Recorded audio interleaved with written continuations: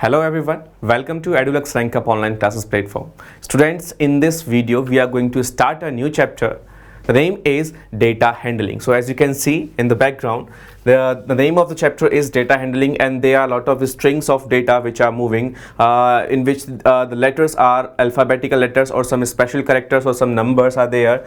So as you can see, you might have watched some movies like Hollywood movies, Matrix, in which, or some nowadays in some Bollywood movies you can see the hacking guys who try to hack some server or some files from another computer. They try to encrypt the data or decrypt the data by using some code, some data like this.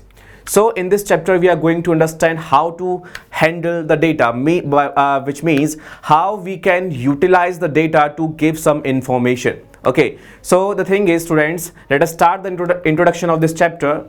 In this chapter we will discuss about representing the data so that we can clearly understand what data wants to give us. Okay, so as you can see in day-to-day life, you might have seen some information such as run mates by a batsman in the last 10 test matches, or they may be some ODIs, means one day international cricket matches or T20s. तो यहाँ पर जब आप बात कर रहे हैं किसी भी एक रन्स की स्कोर की बात कर रहे हैं, किसी भी एक बैट्समैन ने कुछ प्रीवियस मैचेस में कितने रन्स स्कोर किए, so we are talking about this thing. So we will get some data about these matches, and that data will be in terms of numbers.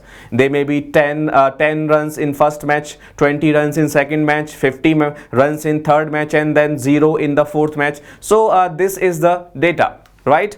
Again, we can take this type of example, number of wickets taken by a bowler in the last 10 ODIs. So this is also a form of data, by which we means that the bowler has taken this number of wickets in a particular match, and this number of wicket in the second match, and this number of wickets in the third match. So we can just arrange these values, and then we will get the data, and we can just analyze the performance of the bowler.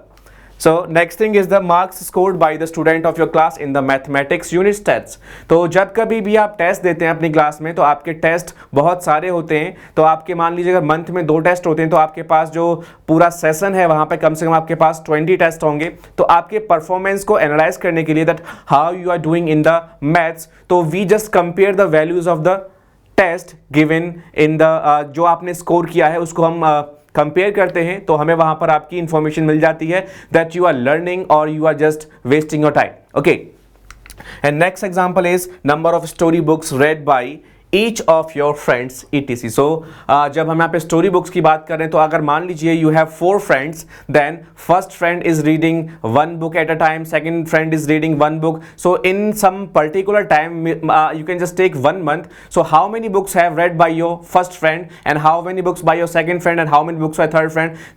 In this way you can just compare how your friends and how many books your friends are reading in a month. So here are some animations which I have made here. So it is a person is running, just like we have seen the runs scored by a cricket person, or wickets out means they have taken some wickets in some particular matches, and then reading books, and last is the test match scores. So in this way you can see how we can arrange the data. So in practical life or in day-to-day life, we might come across these type of activities from which we can just arrange the information. For example, students, you can consider how many trees are around you. Okay, or you can say how many persons in a house in your neighborhood. So you can consider, and you can go to your neighborhood, and then you can check how many persons are living in that house, or in the second house. So these type of things are called data. So we are arranging data, and then we can just display it. We can display it in form of a pictograph, a graphical method, a bar graph, a double bar method, or in a pie chart. So these are the things, students, we are going to learn in this chapter. So I again welcome you all, and we are going to learn some data handling techniques in this chapter. Let's start a chapter.